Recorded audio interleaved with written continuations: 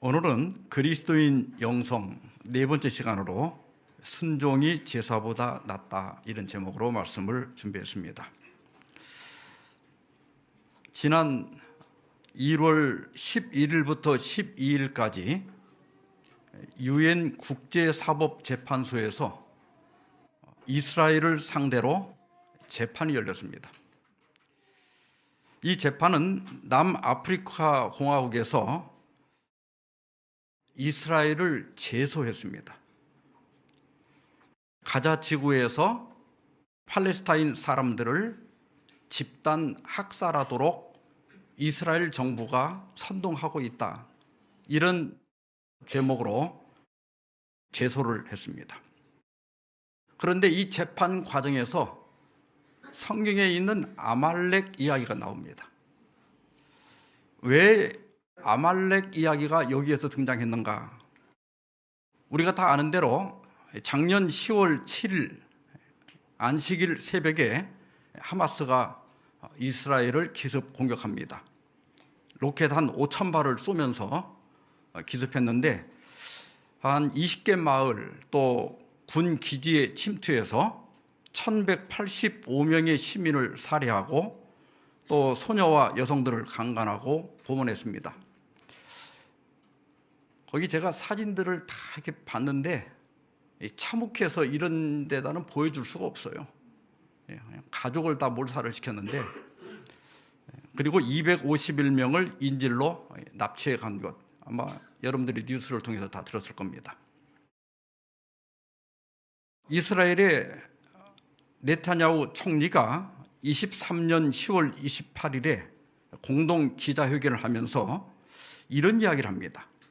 성경은 너희는 아말렉이 너희에게 행한 일을 기억해야 한다고 말합니다. 그리고 우리는 기억합니다. 이 언급을 남아프리카 공화국에서는 바로 이스라엘 국가가 팔레스타인 국민들을 집단 학살하라고 지시한 것이다, 또 그런 의사를 표현한 것이다, 그렇게 해서 제소를 한 겁니다. 여기에 대해서 이스라엘 총리실에서는 여기서 우리가 아말렉을 언급한 것이 대량 학살을 선동한 것이라고 하는 주장은 터무니가 없다. 이것은 우리가 하마스의 공격에 대해서 언급하고자 한 것이지 팔레스타인 사람을 죽이라고 한 말이 아니다. 그러면서 그 홀로코스트로 희생된 유대인들을 기념하기 위해서 세운 그 야드 바셈, 여러분 잘 아시죠? 야드 바셈 박물관, 또 헤이그 기념관, 여기에도 똑같은 이 성경절이 기록되어 있지만 이건 독일 사람을 다 죽여라, 이 말이 아니다. 그 학살을 잊지 말고 기억하라고 하는 말이지, 사람을 집단 학살하라고 하는 그것은 너무나 터무니가 없다, 그렇게 얘기했습니다. 그러면 도대체 아말렉이 무슨 일을 했기 때문에 이것이 이슈가 되었나 하는 겁니다. 모세는 이스라엘 백성들이 요단강을 건너서 가나안에 들어가기 직전에 그 모압 평지에 시딤이라고 하는 곳이 있어요. 거기에 머물러 있을 때 죽기 전에 마지막 설교, 유언을 합니다. 근데 여러 유언 중에 이런 이야기를 합니다. 너희는 애굽에서 나오는 길에 아말렉이 내게 행한 일을 기억하라. 곧 그들이 너를 길에서 만나 내가 피곤할 때 내 뒤에 떨어진 약한 자들을 쳤고 하나님을 두려워하지 아니하였느니라. 그러므로 내 하나님 여호와께서 내게 기업을 주어 차지하게 하시는 땅에서 내 하나님 여호와께서 사방에 있는 모든 적군으로부터 내게 안식을 주실 때, 그러면서 뭐라고 하는가 하면 너는 천하에서 아말렉에 대한 기억을 지워버려라. 너는 잊지 말지니라. 좀 무시무시한 말이죠. 천하에서 아말렉에 대한 기억을 지워버려라. 이건 뭐냐면 아말렉을 지상의 흔적도 남기지 말고 없애버리라는 거예요. 사실 이 아말렉은 에서의 손자입니다. 그 에서의 손자가 아말렉이고 그 아말렉이 낳은 사람들이 아말렉 자손들이에요. 그런데 에서는 야곱의 쌍둥이 형이죠. 그러니까 이스라엘 백성들은 야곱의 후손들이고 이 아말렉 자손들은 에서의 후손들이기 때문에 이 형제간이에요. 친족간입니다. 그런데도 왜 이런 명령을 내렸을까? 이스라엘 백성들이 여기 애굽 숫곳을 떠나가지고 그 다음에 홍해를 건너서 이제 르비딤까지 왔어요. 뭐 지금이면 거의 일주일 정도면 갈 수 있다고 하는데 이 당시 이제 뭐 짐승도 많이 거느렸고 또 애들도 있고 이렇게 하다 보니까 거의 한 달 가까이 걸려서 여기에 도착했을 것이라고 추측이 됩니다. 지금 이스라엘 백성들은 430년 동안 이집트의 노예 생활을 했어요. 그리고 이제 애굽에서 나온 지 한 달밖에 안 되는 거예요. 그러니까 아직 조직도 제대로 갖추지 못했고 자립할 수 있는 기반도 허약할 때입니다. 그리고 이제 한 달을 저 뙤약볕에서 걸었는데 저희 목사들이 전에는 광야에서 이스라엘 백성들이 불평하고 때로는 배도하고 한 것들을 많이 비판하는 설교를 했는데 실제로 저희가 이집트에서 시내산까지 버스 타고 갔는데 거기는 에어컨이 빵빵 나와요. 근데 가다가 잠깐 휴게소에 들려거나 하기 위해서 이렇게 내릴 때마다 우리 목사들이 서로 그래요. 우리가 설교를 잘못했다.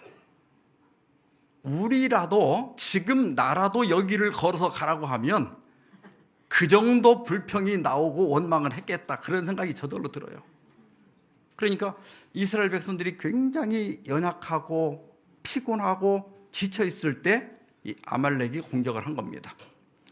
그런데 이 아말렉 사람들은 주로 이 이집트와 가나안 사이에 요 지역에 네게브라고 하는 사막이 있어요. 거기에 거주하면서 이 시내 반도를 왔다 갔다 하면서 약탈을 일삼던 이게 질이 아주 안 좋은 족속이었어요. 이게 이스라엘 백성들이 출애굽한 지 얼마 안 되는데 이런 공격을 받고 더구나 그것도 이게 좀 연약해서 뒤떨어진 사람들을 공격을 했기 때문에 굉장히 낙담하고 두려워할 수밖에 없었습니다. 그래서 모세는 여호수아를 지도자로 선택한 다음에 각 지파에서 군인들을 모집해가지고 그 다음날 아말렉과 전쟁을 하게 합니다. 그런데 아말렉은 원래부터 약탈을 일삼던 사람들이에요. 싸움을 잘하는 사람들이에요. 근데 노예로 일만 하다가 온 이스라엘 백성들이 그냥 전쟁에서는 이길 수 없거든요. 그러니까 모세는 훌과 아론을 데리고 이렇게 산으로 올라가서 거기서 하나님께 중보 기도를 합니다. 그래서 이 모세가 손을 들고 기도를 하는데 손이 올라가서 기도하는 동안은 이스라엘이 이기고 너무 힘들어갖고 손을 내리면 다시 말하면 기도를 중단하면 아말렉이 이기는 거예요. 그래서 아론과 훌이 양쪽에서 그 손을 붙들고 하루 종일 손이 내려오지 못하게 도와줌으로써 이스라엘이 승리했다는 기록이 나옵니다. 이렇게 승리하고 난 다음에 하나님께서는 모세에게 이렇게 말씀하십니다. 이것을 책에 기록하여 기념하게 하고 이걸 기록으로 남겨라. 그리고 여호수아의 귀에 외워 들리라. 이걸 여호수아가 잊지 않도록 외우게 해라. 그러면서 내가 아말렉을 없이하여 천하에서 기억도 못하게 하리라. 사실 이스라엘 공격한 족속들이 그 후에도 많이 나오는데 이렇게 무시무시한 명령을 내린 족속이 별로 없거든요. 왜 특별히 하나님은 아말렉에 대해서 이렇게 진노하셨을까? 아까 우리가 읽었던 말씀 중에 이 아말렉에 대한 이야기를 쭉 하면서 가장 근본적인 게 뭐냐면 그들이 하나님을 두려워하지 아니했다는 거예요. 이 말이 뭐냐면 이 아말렉 사람들은 이스라엘 사람들이 이집트에서 기적을 통해서 출애굽한 그 이야기를 다 들었습니다. 거기 열재앙이 내린 것 이런 거 다 들었어요. 그리고 홍해를 걸어서 걷는 기적에 대한 이야기도 다 들었어요. 그런데 우리가 여러분 이렇게 전도를 해보면 성경에 나오는 이런 이적들에 대해서 또 하나님의 사랑과 능력에 대해서 얘기를 하면 그걸 이렇게 심각하게 듣는 사람이 있는가 하면 오히려 조롱하는 사람들이 있죠. 그러니까 이 아말렉 사람들은 하나님이라고 하는 단어만 들어도 재수없게 생각하는 사람들이에요. 아주 하나님을 싫어하는 거예요. 그래서 오히려 그런 일들을 조롱하고 그 다음에 우리는 그런 하나님 하나도 무섭지 않다. 그런 하나님을 우리는 이길 수 있다. 이렇게 장담을 한 겁니다. 이것은 예수님께서 말씀하신 성령 거역죄예요. 대놓고 까닭없이 하나님을 미워하고 하나님을 반대하고 하나님을 싫어하는 거예요. 그래서 하나님께서는 이것은 용서받을 수 없는 죄이기 때문에 그들을 반드시 심판하라고 말씀하신 겁니다. 여기에 우리에게 귀중한 교훈의 말씀이 있습니다. 부조와 선지자 300페이지입니다. 하나님의 돌보심은 그분의 자녀 중 가장 연약한 자에게도 미친다. 그들에게 가하는 모든 잔인한 행동이나 압박을 하늘이 주목하고 있다. 그분을 사랑하고 경외하는 모든 사람에게 그분의 손은 그들을 보호하는 방패가 된다. 그러므로 사람들은 그분의 손을 치지 않도록 조심해야 할 것이다. 왜냐하면 그 손은 정의의 검을 휘두르기 때문이다.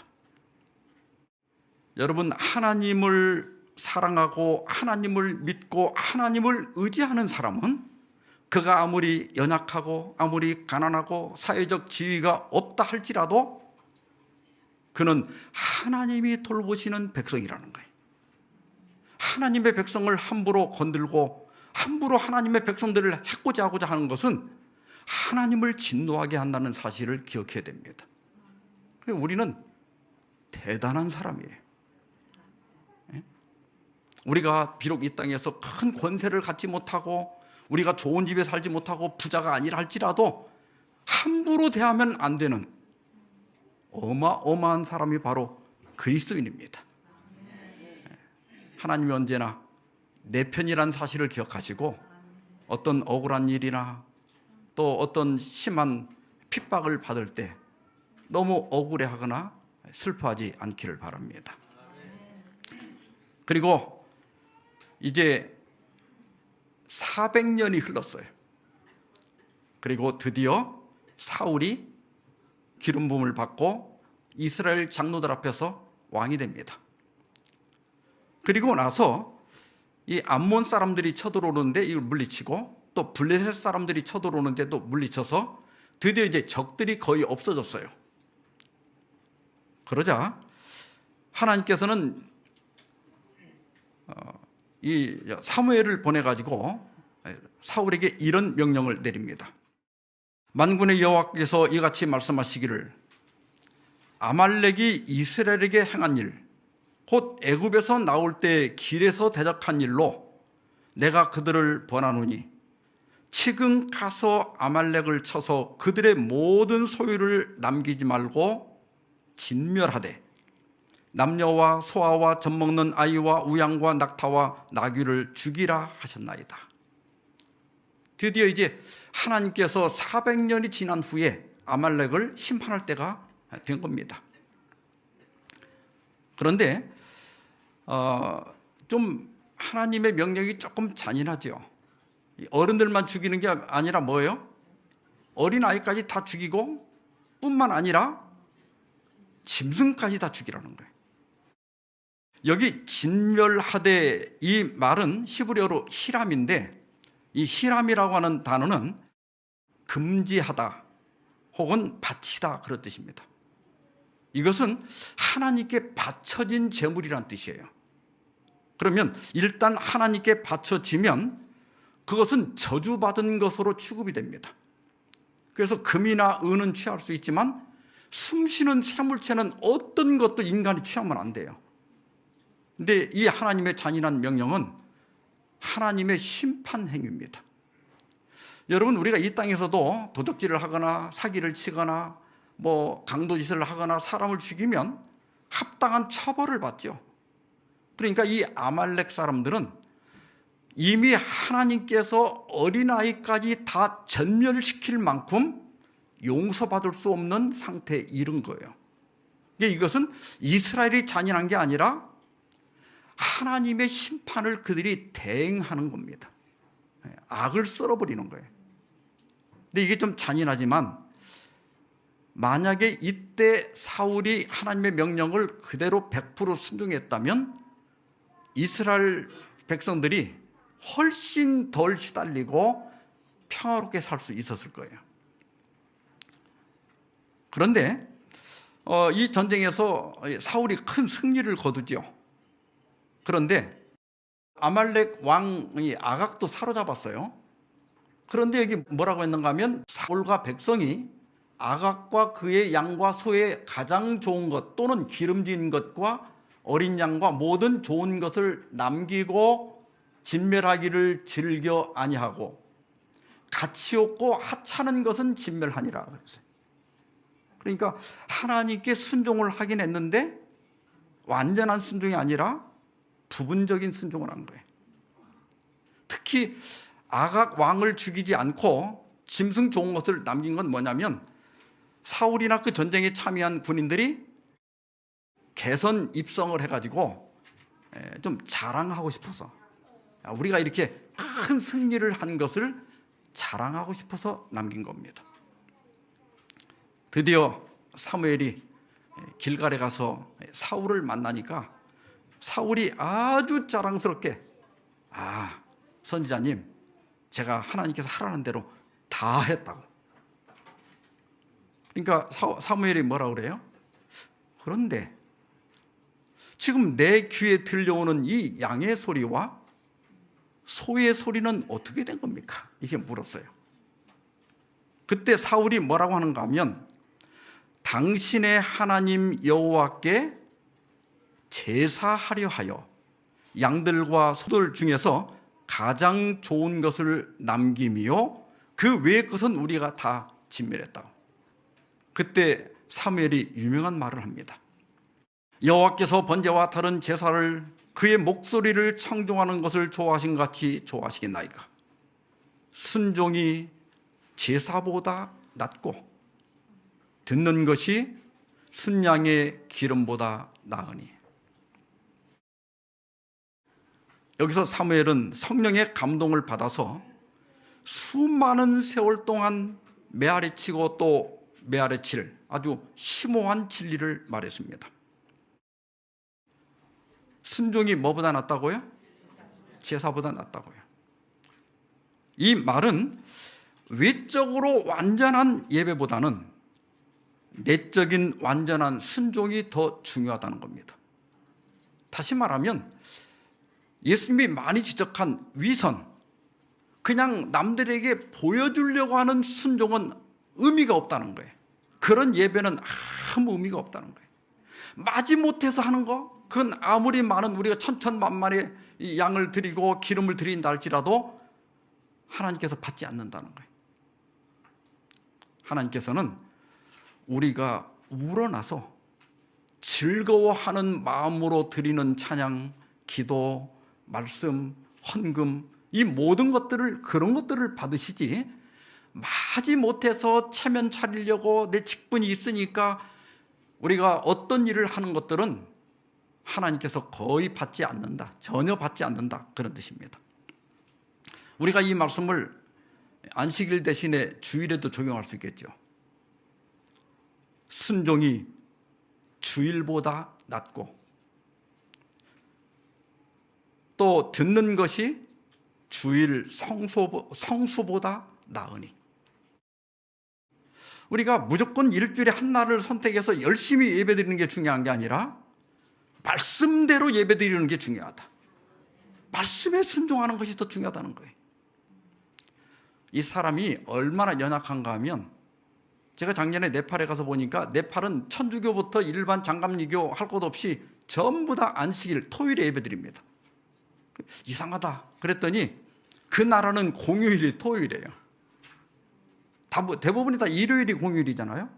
그런데 네팔은 토요일이 공휴일이에요.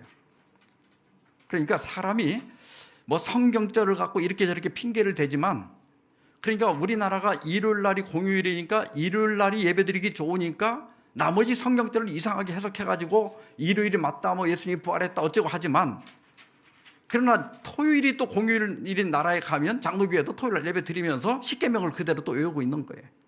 인간이 참 얍삭한 거예요. 그저 자기 편한 대로 해석하고 자기 유익된 대로 다시 이렇게 합리화하는 것이 우리 인간입니다. 그러니까 우리가 예배를 드릴 때는 약간 손해를 보고 때때로는 내 마음에 들지 않더라도 말씀대로 성경이 가르치는 대로 순종하는 것이 예배보다 낫다는 겁니다.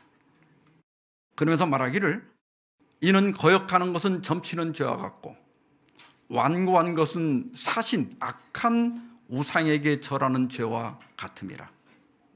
그러면서 왕이 여호와의 말씀을 버렸으므로 여호와께서도 왕을 버려 왕이 되지 못하게 하셨나이다.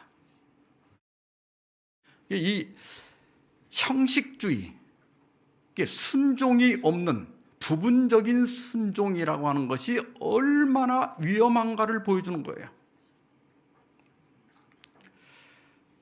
낸시 드모스 올게무스, 이 사람을 보통 낸시 드모스라고 많이 알려져 있는데, 사울의 선택은 우리에게 중요한 것을 보여줍니다.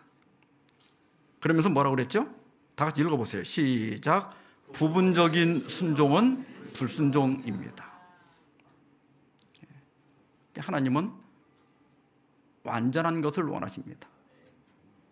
이게 우리한테 형식적으로 하나님한테 잘하는 것 같이 이렇게 위선적으로 섬기는 게 아니라 진심으로 우러나서 하나님을 사랑하고 하나님을 존경하고 하나님을 경외하기를 원하십니다. 여러분, 한 남자가 결혼해서 사는데 사랑은 딴 사람을 사랑하고 이 사람은 집안이 좋으니까 여자가 이쁘니까 그냥 사랑하는 척하고 산다고 하면 그 얼마나 큰 비극이에요. 하나님은 우리와 그런 관계를 원치 않는 거예요. 하나님은 왜 불순종을 혐오하시고 그렇게 엄하게 다스리시는가? 죄가 어디에서 시작됐어요? 하나님은 선악과를 먹지 말라고 그랬는데 하와가 먹고 남편에게도 주어서 남편도 먹었어요. 그런데 여기 그 하와가 선악과를 이렇게 볼 때 그 나무를 본즉 먹음직도 하고 보암직도 하고 지혜롭게 할 만큼 탐스럽기도 했다고 그랬어요. 이건 뭐냐면 하와가 따먹고자 하는 욕망을 가지고 그 나무를 바라봤다는 뜻이에요. 그러니까 따먹을 때 죄가 시작된 게 아니라 그 마음속에서 하나님의 말씀을 의심하고 사탄의 말을 믿고 그것을 따먹고자 하는 마음을 먹고 바라볼 때 이미 범죄한 거예요. 그러니까 마음이 중요한 거예요. 하나님은 우리 겉모습을 보는 게 아니라 중심을 본다 그랬거든요. 우리 중심이 어떻게 돼 있느냐, 이게 중요한 거예요. 이 결과가 얼마나 무서운, 선악과를 따먹은 그 작은 행동 하나가 얼마나 무서운 결과를 가져왔습니까? 한 사람이 순종하지 아니함으로 많은 사람이 죄인이 되었습니다. 부조와 선지자 634페이지입니다. 우리 앞에 사울의 죄와 그 결과가 나타나 있음에도 불구하고 얼마나 많은 사람들이 그와 동일한 길을 따라가고 있는가? 그들은 여호와의 요구하시는 것들을 믿지 않고 순종하기를 거절하면서도 형식적인 예배를 하나님께 드리는 일에 힘을 기울인다. 그와 같은 예배에는 하나님의 성령의 아무런 응답이 없다. 마음에 없는 예배, 즐겨 내가 자원해서 드리지 않는 모든 예배는 헛된 예배다. 그건 그냥 나가서 저 돌이나 나무에게 절하는 거와 똑같다는 거예요. 그래서 우리가 하나님을 믿으려면 진심으로 믿어라. 마음을 다해서 믿어라. 그런 뜻입니다. 오늘 그리스도인 영성 네 번째 시간은 복종에 대한 이야기입니다. 영성이라고 하는 것은 기독교의 본질을 이야기하는 거예요. 우리가 정말 그리스도인이라고 하면 본질적으로 무엇을 믿어야 하는가, 어떤 사람이 되어야 하는가, 이런 주제를 우리가 다루고 있는데, 빌립보서 2장 8절에 사람의 모양으로 나타나사 자기를 낮추시고 죽기까지 예수님은 어떻게 하셨다고요? 복종하셨으니 곧 십자가에 죽으심이라. 그냥 복종하셨다고만 해도 돼요. 아니면 그냥 복종하셨으니 죽으셨다고 해도 돼요. 그런데 굳이 사도 바울은 십자가에 죽기까지 복종했다 이렇게 얘기해요. 왜 십자가를 얘기했을까? 지금 우리는 이 성경절이 너무 익숙하기 때문에 그냥 지나갈 수 있지만, 만약에 1세기 사람들이 이 글을 읽을 때, 이 편지를 읽을 때 여기 십자가의 죽으심이라 여기는 가슴이 떨리면서 읽었을 거예요. 이 십자가가 얼마나 끔찍했는지 혹시 여러분들 중에 패션 오브 크라이스트 그 영화 보셨나요? 저는 그 영화 보면서 우리 그 예수님의 생에 대한 영화가 여러 편 나왔는데, 저는 이거 보고 제가 그런 말을 했어요. 집사람하고 같이 TV로 보면서 이건 아니다. 이건 너무 잔인하다. 정말 그 눈을 뜨고 그대로 볼 수 없을 만큼 잔인한 거예요. 근데 실제가 그에 못지 않았을 겁니다. 미국 성공회에서 최초로 여성 사제가 된 플레밍 러틀리지는 십자가, 예수 그리스도의 죽음에 대한 이해라고 하는 책에서 십자가형은 가능한 많은 사람들이 볼 수 있도록 의도된 것이었다. 공개적인 고통을 통해 인간에게 철저한 굴욕을 주는 것이 이 처형 방법의 주요 특징이었으며, 고통을 최대한 연장시키는 것도 포함되었다. 이는 일종의 광고나 공고의 형태로 이 사람은 인간으로서 살 자격이 없는 지구상의 쓰레기이며 인간보다는 오히려 벌레에 더 가깝다는 메시지를 전달하는 것이었다. 십자가에 못 박힌 사람은 마치 박제의 표본처럼 걸려 있었다. 여러분, 사람이 육체적으로 아픈 것보다 모욕을 당하는 게 더 힘든 거예요. 그 인터넷 댓글 보고 자살하는 사람들이 그 누가 와서 때렸습니까? 돈을 뺏어갔습니까? 그런데 자기가 보지도 알지도 못하는 사람에게 어떤 모독을 받은 것 때문에 견딜 수가 없어갖고 자살까지 하는 거예요. 예수님이 당하신 십자가의 고통이라고 하는 것은 그런 정신적 고통이 더 컸습니다. 그래서 심장이 파열해서 죽은 거예요. 예수님은 어디까지 순종했어요?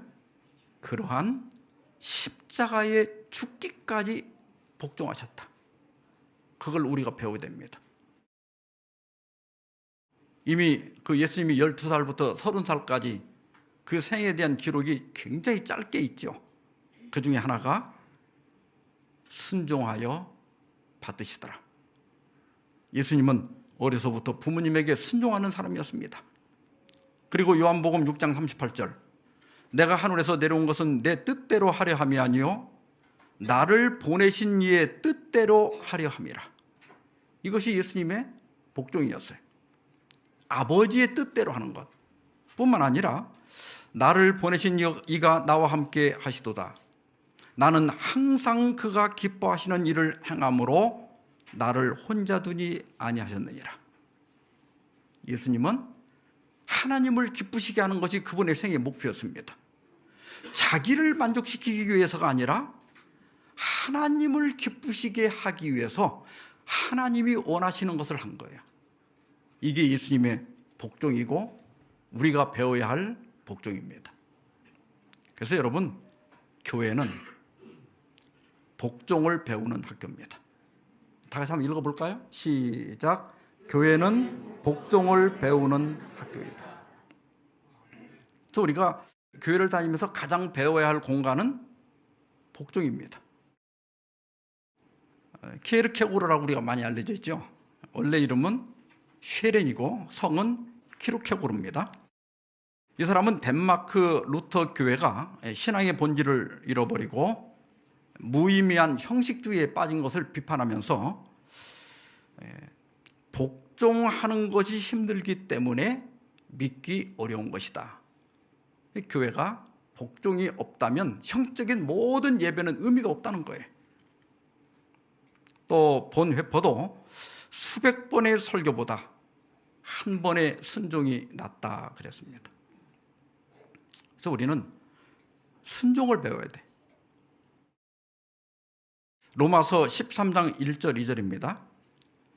각 사람은 위에 있는 권세들에게 굴복하라. 권세는 하나님께로 나지 않음이 없나니 모든 권세는 다 하나님의 정하신 바라. 그러므로 권세를 거스리는 자는 하나님의 명을 거스림이니 거스르는 자들은 심판을 자취하리라. 우리가 복종해야 될 권세들을 좀 몇 가지 생각해 보면, 첫째는 하나님입니다. 이거 우리가 다루고 계시죠? 그래서 하나님 말씀에 복종해야 돼요. 두 번째는 정부와 법률입니다. 그래서 우리 재림교회는 어떤 경우에도 정치에 가담하지 않습니다. 물론 여러분이 개인적으로 어느 당을 지지하거나 좋아할 수는 있어도 교회에서 그러한 것들을 표현하는 것을 금하고 있어요. 그래서 우리 재림교회 목사들은 설교 담당해서 정치적인 표현을 못하게 되어 있습니다. 왜냐하면 정부도 하나님이 세우신다고 우리는 믿습니다. 그렇다고 정부가 항상 옳다는 건 아니에요.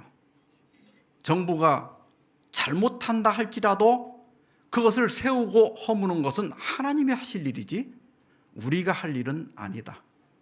우리는 하나님의 정부를 세우는 것이고 하나님의 나라를 선포하는 일이 우리 주된 일이지 어떤 정당을 지지하는 것이 우리의 그리스도인들이 할 일은 아니라는 겁니다.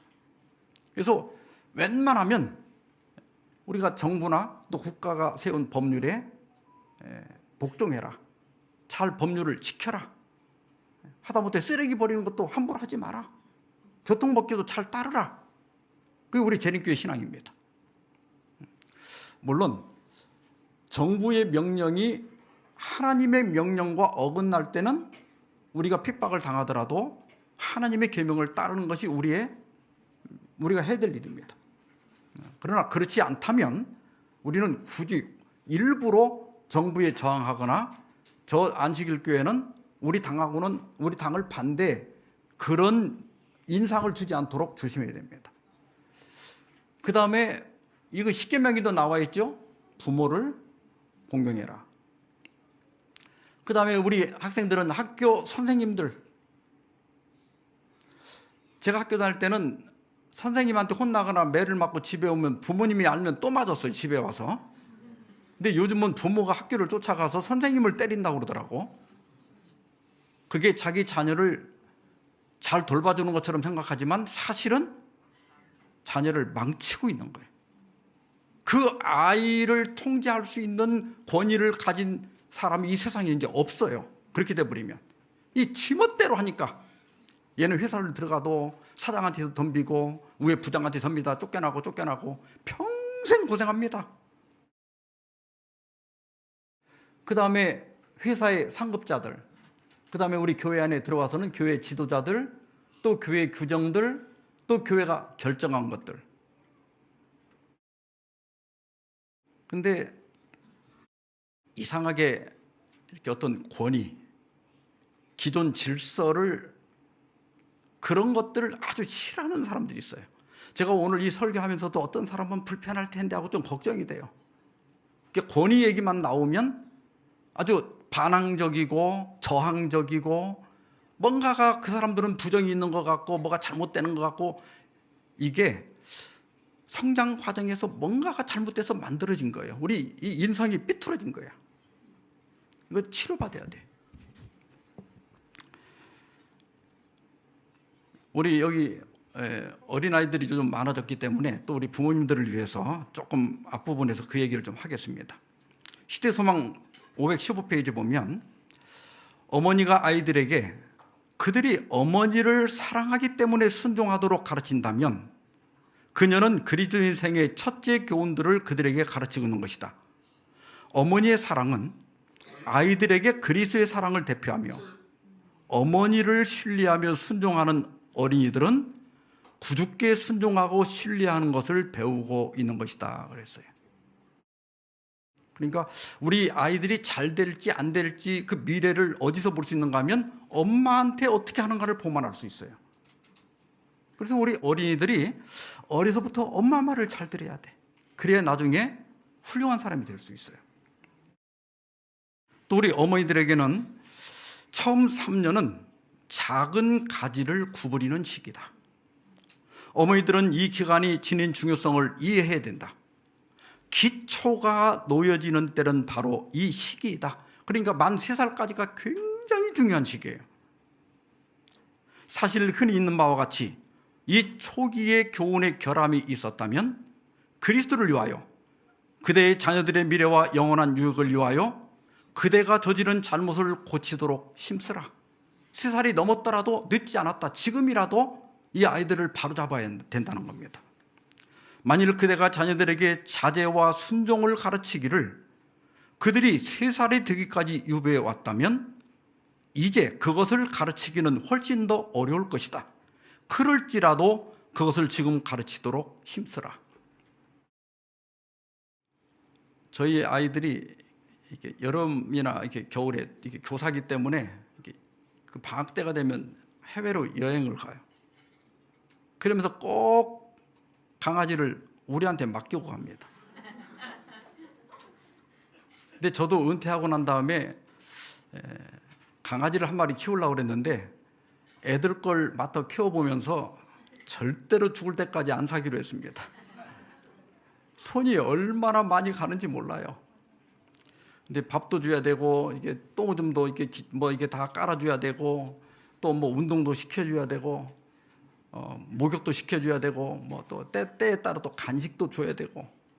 근데 우리 아이가 그 간식을 줄 때 그냥 주지 말라고 하면서 자기가 시범을 보이는데 그 간식 요만한 거 하나 들고 앉아, 일어서 돌아, 발 줘, 뭐 별걸 다 시켜. 그래놓고 또 여기다 놓고 기다려 했다가 또 그 기다린 다음에 먹게 하라는 거예요. 근데 이게 제가 나중에 이렇게 인터넷에서 찾아보니까 그 강아지한테 주인에 대한 복종 또 자제를 가르치는데 간식이 굉장히 중요하다는 거예요.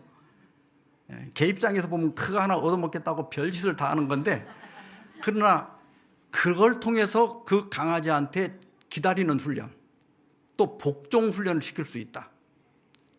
우리 자녀들에게도 똑같은 거예요. 그 아이가 자제할 줄 알고 복종하는 걸 배우지 못하면 나중에 사회생활도 어렵고 성인이 된 다음에 하나님을 섬기는 것도 굉장히 어려워집니다. 그래서 지금이라도 애들이 초등학교 또 중학생, 고등학생이 됐더라도 가르쳐야 된다는 거예요. 왜냐하면 우리 뇌는 가소성이 있다고 그러죠. 다시 말하면 적응 능력이 있는 거예요. 늦게라도 시간은 좀 더 걸리더라도 꾸준히 반복해서 교육을 하면 또 달라질 수 있다 하는 겁니다. 여기서 잠깐 좀 이야기를 드리면요, 3살까지는 전두엽, 두정엽, 후두엽 등 뇌의 기본 구조가 형성되는 시기인데 이때 주요 신경세포들이 활발히 연결되고 그 연결이 얼마나 많이 되느냐에 따라서 머리가 좋고 나쁨이 결정됩니다. 이때는 여러 자극을 받는 게 굉장히 중요해요. 그래서 나가서 자연계도 보고 물도 만져보고 모래도 만져보고 또 단단한 돌도 만져보고 둥글어 보고 물에도 빠져보고 이런 경험들이 굉장히 중요합니다. 그 다음에 4살에서 6살까지는 종합적 사고를 담당하는 전두엽이 주로 발달하는데 이 전두엽은 인간성과 도덕성을 담당합니다. 그래서 6살이 되기 전까지 예절교육과 인성교육이 굉장히 중요해요. 그때 아이가 누구를 때린다든가 다른 아이 걸 뭘 뺏는다든가 교회에서 어른들에게 공경하지 않는다든가 이 사회 이런 공공 도덕이나 질서를 지키지 않는다거나 이런 것들을 바로 잡아줘야 할 시기가 이때입니다. 공부는 7살이 넘은 다음부터 시켜야 돼요. 7살이 넘어야 공부가 되는 거예요. 근데 요즘 엄마들이 이제 할 일이 이렇게 많은데 애하고 놀아줄 시간이 없으니까 이렇게 한단 말이에요. 그래서 휴대폰 하나 딱 켜서 이렇게 들려주면 얘가 조용하거든요. 이게 굉장히 위험한 행동이에요. 이 애를 스마트폰 중독으로 이끄는 그 시작을 지금 하고 있는 거예요. 우리 사람이 태어날 때 뉴런, 신경세포는 약 1000억 개 정도 갖고 태어나는데 이건 거의 비슷해요, 사람들이.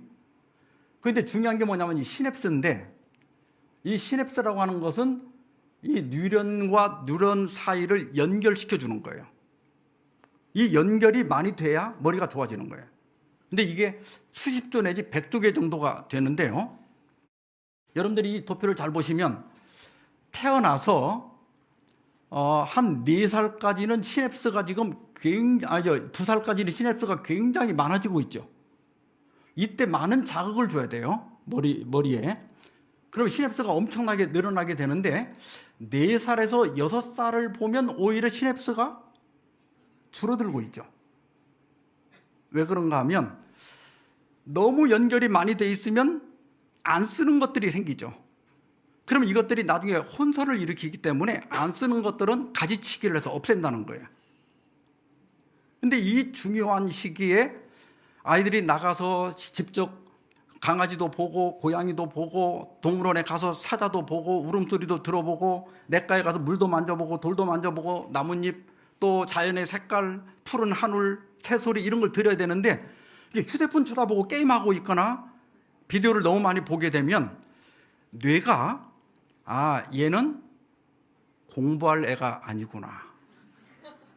그래가지고 빠르고 강한 자극에만 반응하도록 가지치기를 해요. 공부하는 거 또 신앙 이런 것들은 가지치기를 다 해버리고 우리 뇌를 완전 레저타운, 놀이동산으로 재구성을 하는 거예요. 리모델링을 해버리는 거예요. 그래서 우리 어린이들은 지금 어렸을 때 여러분들이 무엇을 많이 접하느냐가 굉장히 중요해요. 여러분이 교회 안에다가 모래를 깔고 여기다 미끄럼틀을 갖다 놓고 하면 여기서 예배 드릴 수 있어요? 이게 안 되죠. 공부도 안 되죠. 그러니까 우리 뇌에 이 시냅스가 형성될 때 기도하고 말씀을 듣고 또 인내하고 이게 좋은 생각들을 많이 해야 되고 또 자연계를 많이 접해야 좋은 품성이 만들어지는 거예요. 근데 이때 게임을 많이 한다거나 또 비디오를 오래 시청하거나 하면 이게 완전 놀이동산으로 변해버려요. 그럼 나중에 애들이 자란 다음에 공부가 안 돼요. 그래서 영아기는 1살에서 6살 혹은 7살까지에 이른다. 이 기간에 이르기까지 어린이들은 마치 양새끼들처럼 집안과 정원에서 뛰놀도록 해야 된다. 그러면서 이 기간 동안에 특별히 부모들은 절대 책을 갖고 교육하지 마라. 아이들은 자연계로 데려가야 된다. 그래서 아이들이 이렇게 질문하고 부모들이 거기에 수십 번, 수백 번 답변하고 눈을 맞추고 그 아이들과 대화를 나누고 이렇게 해야 그 아이들의 품성이 좋아진다는 거예요. 그래서 이렇게 함으로써 부모들은 영혼의 원수보다 유리한 지점에 설 수 있으며 어린 마음에 좋은 씨를 뿌려주며 나쁜 씨가 뿌리를 내릴 기회를 주지 않으므로 저희 자녀들의 정신을 강하게 할 수 있다. 이건 그 허핑턴 포스트에 난 기사인데요. 12살이 될 때까지 절대로 전자기기를 주지 마라. 물론 이제 뭐 전화 통화 정도 하고 이런 건 괜찮은데 이걸 갖고 게임을 하거나 이걸 갖고 비디오를 몇 시간씩 보게 하지 말라는 거예요.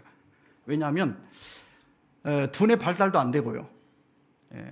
그래서 발달 지체, 학습 장애, 충동성 증가, 또 실행 능력과 주의력 부족 이런 현상들이 나타나게 된다. 그 다음에 발달 지체를 일으키고 비만해질 수 있고 수면이 부족해질 수 있고 그 다음에 정신질환 비율이 증가한다고 그랬는데 여기 한번 잘 보세요. 요즘 아이들을 생각하면서 이 말을 들어보세요. 우울증, 불안감, 애착장애, 주의력 결핍장애, 자폐증, 조울증, 정신병, 어린이 행동장애 비율을 높인다. 여러분 우리가 어렸을 때는요 못 먹고 못 살았어도 이런 아이들이 별로 없었어요.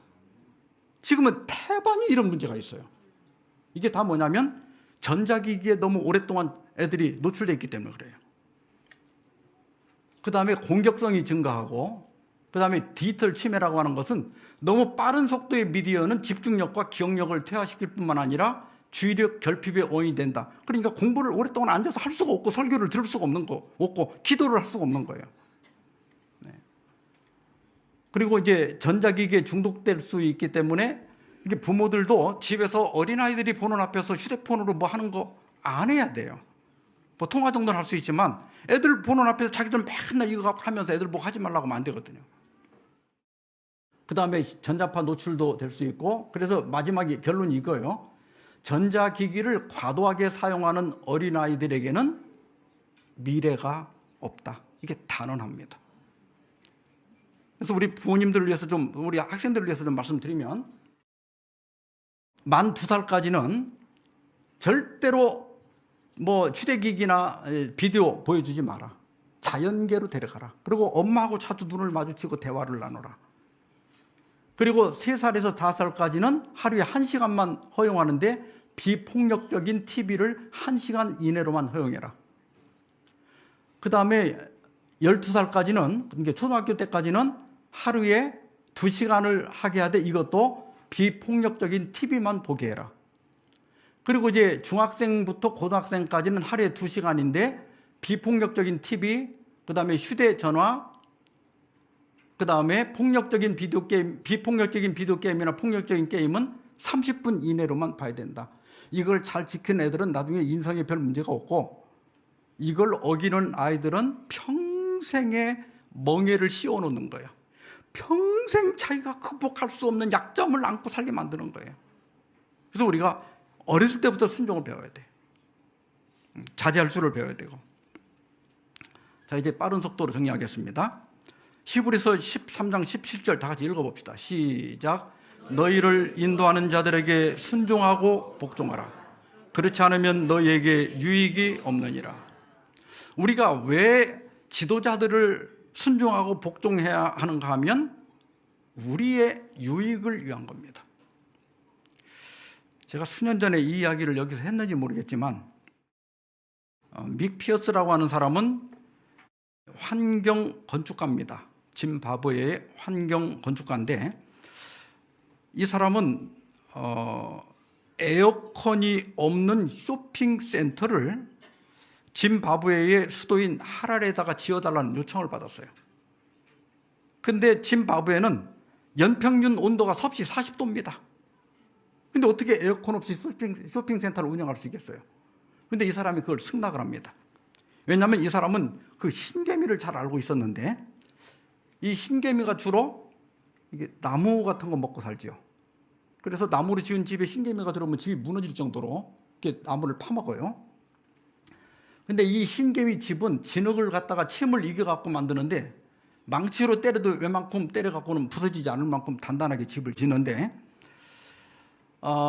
이 신개미는 대류 현상을 이용해서 외부 기온이 40도를 넘어도 내부 온도는 30도, 습도는 60%를 유지하고 연중 내내 신선한 공기를 유지한다 그랬어요. 이 신개미는 먹이를 나무 목질부 있죠? 그걸 이렇게 물어다가 이렇게 발효를 시켜요. 버섯 기르듯이 발효를 시켜갖고 거기서 나오는 걸로 먹이를 만들어요. 그런데 발효를 시키다 보면 한 100와트 정도, 전열구, 이렇게 100와트 전열구 켜놓으면 따뜻해지잖아요. 그러니까 그 100와트 정도의 열이 나는데, 이런 환기 시스템을 통해 갖고 뜨거운 공기가 위로 올라가면서 빠져나가게 만들어요. 그리고 옆에다가 가늘게 이렇게 구멍을 뚫어가지고 이리로 차가운 공기가 땅을 통과하면서 식은 공기가 들어오게 만들어서 자연 대류 현상을 이용해 갖고 낮에는 이게 30도 이하를 유지해요. 왜냐하면 이 발효 과정이 30도가 넘어가면 안 되거든요. 이 버섯을 기르는데. 그래서 30도 이하로만 유지를 합니다. 이 원리를 따라서 그 이스트게이트 쇼핑센터를 지었는데, 40도가 넘는 대낮에도 에어컨 없이 실내 온도가 24도를 유지한다고 그래요. 그래서 전기는 85%가 절약되고 가스는 87%, 물은 28%가 절약된다. 이걸 사람이 누구한테 배웠어요? 개미한테 배웠어요. 그런데 윌리엄 휠러라고 하는 이 곤충학자는 이게 개미가 마치 사람의 세포처럼 지능은 낮지만 자기가 맡은 역할을 하지요. 이걸 하나의 동물로 보고 이걸 초유기체라 이렇게 불렀어요. 그러면서 이 초유기체가 만들어내는 지능을 집단지능이라고 그랬어요. 그러니까 이 집단지능이 뭐냐면 집단을 하나의 개체로 볼 때 그 집단이 가지고 있는 지적 능력을 의미합니다. 여러분, 우리가 어떤 어려운 일이 있을 때 중지를 모은다 그런 말 쓰죠. 이게 바로 집단지능입니다. 여기 한 교회가 있는데 구성원들은 뭐 지적 수준이 별로 높지 않지만 서로 양보할 줄 알고 또 순종할 줄 알고 서로 복종할 줄 알고 그래서 평화롭게 교회를 운영해 나간다고 하면 집단지능이 높은 교회입니다.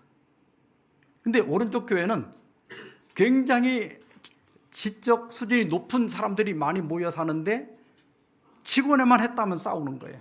그래서 교회가 두 쪽, 세 쪽으로 나눠져 있다. 이런 교회는 집단지능이 낮은 교회다. 그런데 이런 높은 집단지능을 가지려고 하면 뛰어난 리더십, 지도력도 필요하지만 그 구성원들이 뛰어난 팔로우십, 추종력이 있어야 된다. 순종할 줄 알아야 된다. 복종할 줄 알아야 된다.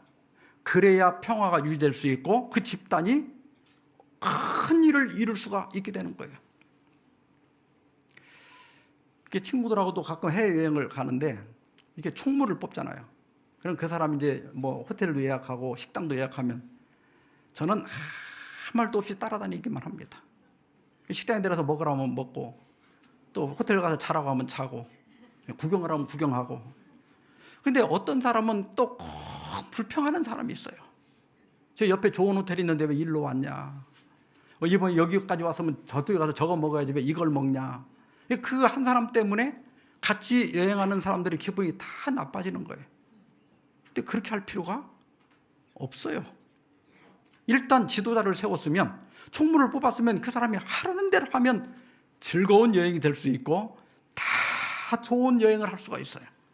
그래서 우리가 교회 생활을 하면서 배워야 될 공과, 우리 영성 훈련의 가장 중요한 공과 중에 하나는 순종을 배우는 거예요. 우찌무라 간조는 그리스도로 말미암아 하나님은 사람이 되셨다. 우리는 이제 사람을 섬김으로 하나님을 섬기는 것이다 그랬습니다. 또 오스왈드 챔버스는 순종은 강제가 아니라 필수다 그랬어요. 이게 무슨 말이에요?